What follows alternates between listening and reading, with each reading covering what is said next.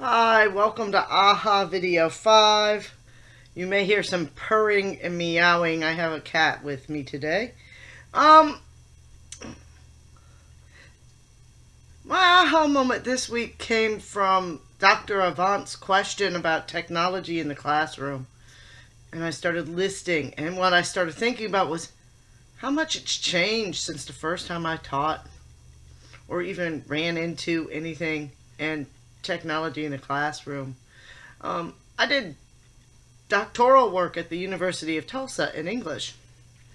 And when I started there in 1992, or 1994, sorry. 92 is when I started my master's in English. In 1994, they had a writing lab, which was entirely made up of Macintosh 2Es. I don't know if you guys might not remember these. These were the small ones. The screen was maybe 5 inches. It was all in one box. And students would come in and write their papers, and you didn't really have classes in the lab. We were all learning how to word process. And it was very, primitive. And then I remember when the University of Tulsa introduced WebCT and was starting to do online classes in around 1998 or so. And that made me think about when I first started teaching online, which was when I went and got a job where I work now in 2004. And I started teaching online using WebCT. And WebCT was an online platform, and it wasn't the most user-friendly. It was more user-friendly than Blackboard, which was around at the time. It was more icon-based, but you couldn't really do a ton of stuff. You couldn't put in modules. You could link to a website, but you had to make sure it went outside of it. You couldn't do videos. You could do PowerPoints. And you could assign students to build web pages. They couldn't go outside of WebCT, but they could do that. It was a very primitive form of online education, but it was interesting. And then I started thinking about now where I'm taking classes using Moodle, and I work in Blackboard.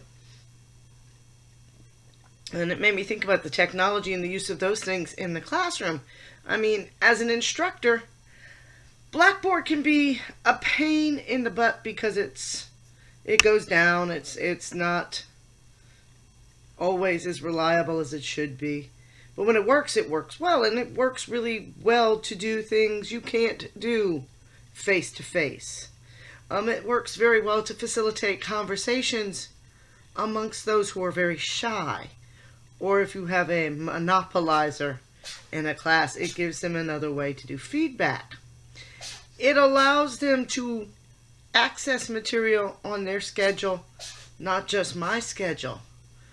And I literally had a student last semester who, if it wasn't for the use of email and Blackboard, would have had to drop out of school and out of the class and out of school, I should say. That's a cat sneezing. Without Blackboard and email, this student would have had to drop out of school.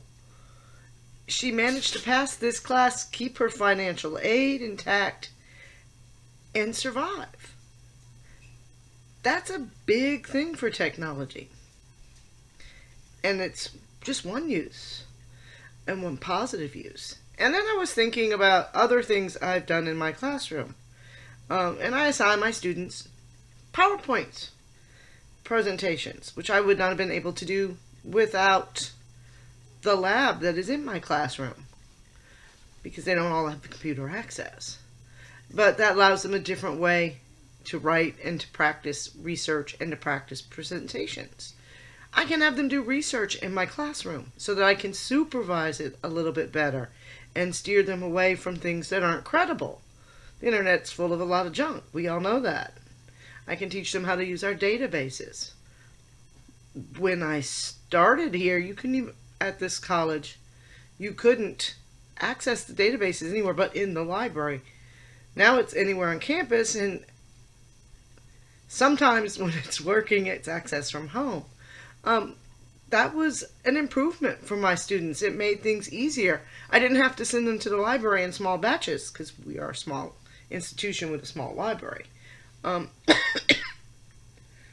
It also helped my students. I'm in a very rural spot. Being able to teach them about the databases and how to use the internet properly keeps them from having to drive an hour and a half away to the nearest research library. Technology benefits them that way. It's also very beneficial in that I can store and show them videos. Through Blackboard, through class, I can show DVDs.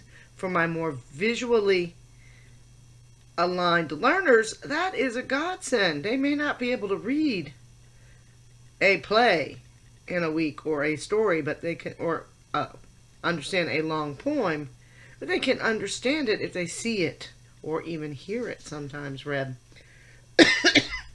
So technology like that has helped. The smartboard has helped a great deal because it forces me to be more visual than a blackboard. And since I'm kind of allergic to chalk dust, I can use it more often. For my students individually, there are things like Google Docs these days. Excuse me, my cough has come back. Google Docs works wonders. For one thing, it's got a built-in voice recognition software so that for my student who's dysgraphic, he can actually talk his paper into his phone and have it do most of the typing. And since he's much more verbally articulate than he is by hand, it's a lot easier for him and a lot easier for other students. It also makes sharing and feedback easier because I teach English composition. Peer edits are a huge part, and peer edits are a huge pain in the ass. Sorry about the language. But they are. With Google Docs, I can go into a student's paper, kind of model what they should do for their peer edit. They can see it, they can check, they can go into their classmates' papers and work with them. It makes collaboration so much easier. Microsoft Word does the same thing online. We actually have access to that through Baker, but it's much more clunky than Google Docs. But it's a benefit that my students wouldn't have had just a few years back. And it's an improvement. Ossett in chapter 9 mentioned learning games. Well, there are tons of learning games. There are learning games on computers, there are learning games on tablets, there are learning games for your phones.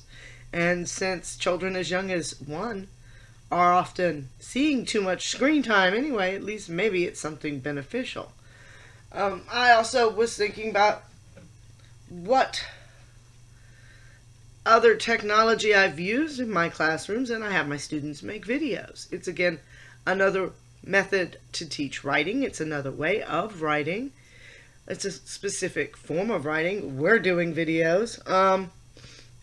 They have to synthesize things to put it together in a video. They have to use the video to collaborate. They have to use that technology to get part of their grade. Often they work, often they don't. I have used technology and seen technology benefit my students in simply spell check. The amount of students who cannot really function while spelling English is larger than most of us think, and spell check helps a great deal. Especially since most of them cannot type. That's a different story and a different application. I can use I did a presentation for our school's orientation 3 years back, I think it was. And I did it for 2 years in a row on phone applications that you can use on your smartphone. And Ossett doesn't really, the 2007 is when the iPhone really came out. So it's not something that's dealt with in Ossett's textbook. But since 2007 to now, the number of apps for a cell phone has multiplied exponentially. And there are a lot of those apps that are really useful. You can find bibliography makers for your phone. You can find document scanners for your phone. You can find flashcard makers for your phone. You can find quizzes online to help you study on your phone. You can find calculators from the most basic to the most scientific. You can find and watch videos on your phone, on a cell phone that can be tutoring you on the math problem you're working with. And math is my weak point, so that's where my brain goes. You can do digital dissections. You can do AMP, or anatomy and physiology work, on a cell phone. The use of smartphones can revolutionize as much as distract, and it does distract. But it's much more beneficial. There are a couple of applications out there where you can use a student's cell phone to have it be the remote to the smartboard. So you can put up a Jeopardy game or something on your smartboard and teach students using their cell phones. So it just kind of made me realize two things. A, how far technology has come in the last 30 years, 20 years. And how it's still going. I use social media to stay in contact with some of my students. I'm our Phi Theta Kappa advisor, which is the Community College Honor Society. And because our schedule is odd, my students work and have student babies and children and lives outside of school, we don't get to meet physically, but we can meet online in a Facebook message group. I use email constantly. I have used Twitter to reach my students. If my students won't answer school email, they will answer some kind of messaging app. I've used electronic gradebooks, which work and don't work. Depends on the gradebook. I have used all sorts of technology to help my students, and I haven't touched a tenth of it.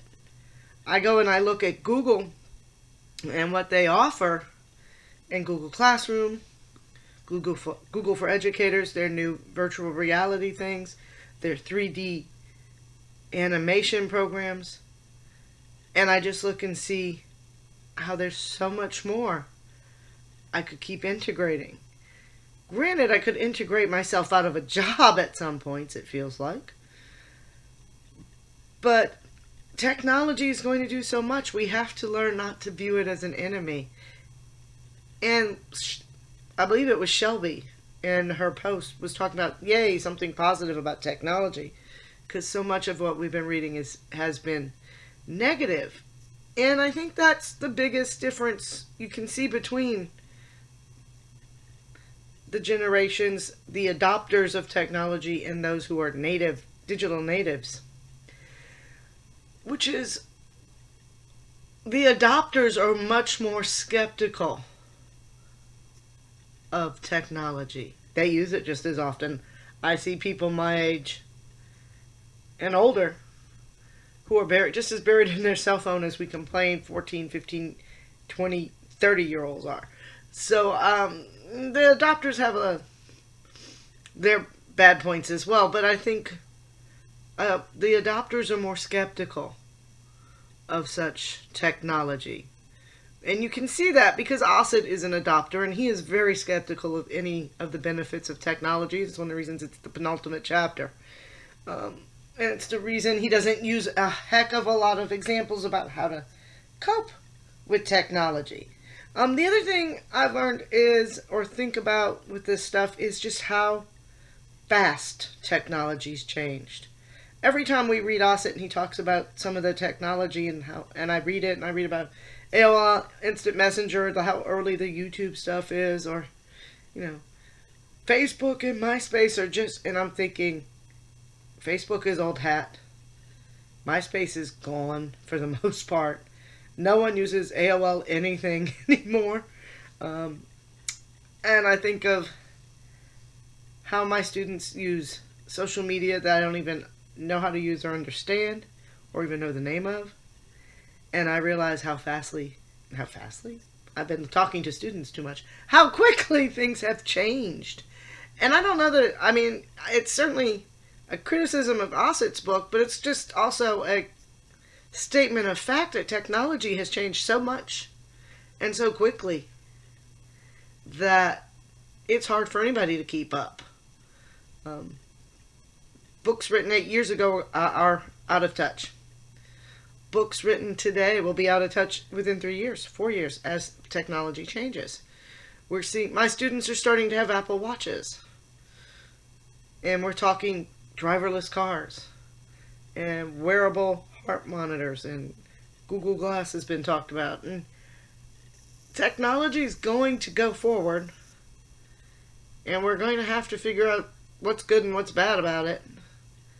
And the good hopefully will outweigh the bad, but it doesn't go backwards. We won't get it backwards. So we either have two choices as parents, as educators, as people. Embrace it and find the good things and work to improve on the bad things, or to freeze. And I don't think freezing is an option. So I think my aha moment was just how fast, how useful technology actually is in the classroom, and how scary it can be. Because I imagine part of the problem is it changes so fast it is scary. But millennials, Generation Text, are having babies. Their parents. And the world of technology that they were learning about is established. So how they parent is going to be different. While they may essentially want the same things, a child that is able to be independent as an adult and to be mature and fulfilled, how they do that may have to change, so that some of the information we've been reading may have to evolve. We have to evolve. We need new things. And yes, instant gratification is a problem. Yes, there are parents who don't know how to say no. Those are older problems than technology. We move forward. We look at the benefits. We do what they call in accounting a cost-benefit analysis. And if we look at that, technology is going to win. It makes life easier, faster, more accurate. And it makes more possible. So that was my aha moment. Though it's been obvious probably since the beginning of the semester or beginning of this course that I'm a technophile in a lot of ways. And it's, I think, helpful. I am by no means a fanatic. I do not play video games. I barely understand how they work or how to work the controllers. But I see students who love them and use them for good things. I had a student last year who set up and did a video game fundraiser. So there are things we don't even think of that young millennials and Generation Z and whatever name you want to give them will think of to do with technology that are benefits to us that are undreamed of. And I hope it's for good. So take it or leave it. That's aha moment 5. And now I'm going to go off and do research to start my long paper and maybe get my foot in the door with that. Have a good week. Bye-bye.